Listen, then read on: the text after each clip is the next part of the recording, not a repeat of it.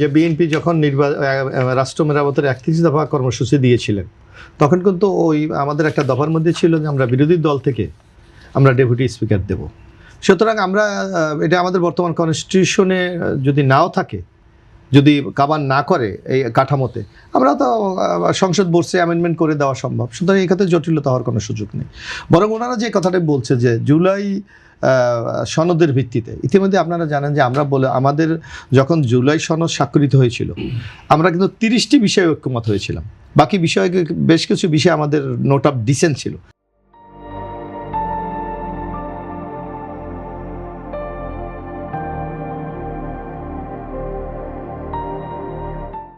কিন্তু আমরা দেখলাম যে যখন ঐক্যমত কমিশনের পক্ষ থেকে এই প্রস্তাবনাটা প্রকাশ করা হয়, প্রথম যে প্রকাশনা করেছিল সেখানে নোট অফ ডিসেন্ট সহ ছিল, কিন্তু যখন এটা রাজনৈতিক দলের কাছে এটা সরবরাহ করা হয়েছে সেখানে নোট অফ ডিসেন্ট ছিল না। তখনই আমরা বলেছিলাম যে ইন্টিরিয়াম গভর্নমেন্ট বিএনপির সাথে একটা প্রতারণা করেছে, এবং আমরা বলেছিলাম আমরা জনগণের কাছে যাব, জনগণ যদি রায় দেয় তাহলে আমরা বাস্তবায়ন করবো, আর জনগণ যদি রায় না করে আমরা করবো না। আগামী সংসদ আছে, আপনি দেখেন যে আমরা কোন কোন বিষয়গুলি বাস্তবায়নযোগ্য সেগুলি আমরা সংসদে উত্থাপন করে আইনে পরিণত করে আমরা বাস্তবায়ন করব। জি, আপনাকে ধন্যবাদ। আমি একটু জনাব আজম খানের কাছে একটু যেতে চাই যে আপনার কি মনে হয় যে ইন্টেরিয়াম গভর্নমেন্ট বিএনপির সাথে প্রতারণা করেছে? ইন্টেরিয়াম গভর্নমেন্ট প্রতারণা করেছে ঠিক এভাবে আমি বলতে চাই না। প্রতারণা করলে বিএনপি ক্ষমতায় আসলো কেমন করে? না না, ঐক্যমত কমিশনের প্রস্তাবনার ব্যাপারে নোট অফ ডিসেন্ট তারা অ্যাভয়েড করছে। নোট অফ ডিসেন্ট দিয়েছে, কিন্তু বিএনপি তো হ্যাঁ ভোটের পক্ষে প্রচারণা চালিয়েছে। অতএব নৈতিকভাবেই তাদের গণভোটের রায় মেনে নেওয়া উচিত বলে আমি মনে করি। এবং হ্যাঁ ভোটের যেহেতু ওনারা হ্যাঁ ভোটের পক্ষে প্রচারণা চালিয়েছেন, অতএব এই সরকারকে গণভোটের সিদ্ধান্ত অনুযায়ী ওনাদের সংসদে আইন পাশ করা উচিত। এটা আগামী সংসদে 12ই মার্চে আমরা বুঝতে পারবো যে রাষ্ট্রপতির ভাষণের মধ্য দিয়েই তা প্রতিফলিত হবে।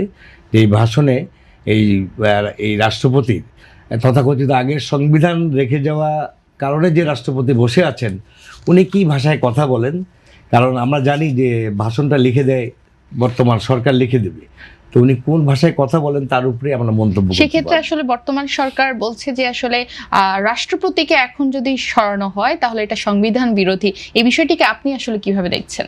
না, সংবিধান বিরোধী বলে আমি মনে করি না, কারণ আগের সংবিধান তো নেই।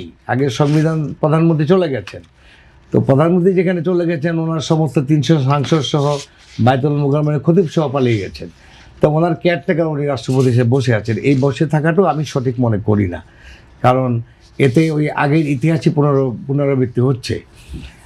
সংবিধানের যেই ধারায় সুপ্রিম কোর্টের রায় অনুযায়ী এই অন্তর্বর্তী সরকার করা হয়েছে, এই সরকারের বিধি অনুযায়ী তো আগের সংবিধান চলমান হতে পারে না। সেটা আরও অনেক বড় আলোচনার বিষয়, সেটা আরেকদিন আলোচনা করা যেতে পারে।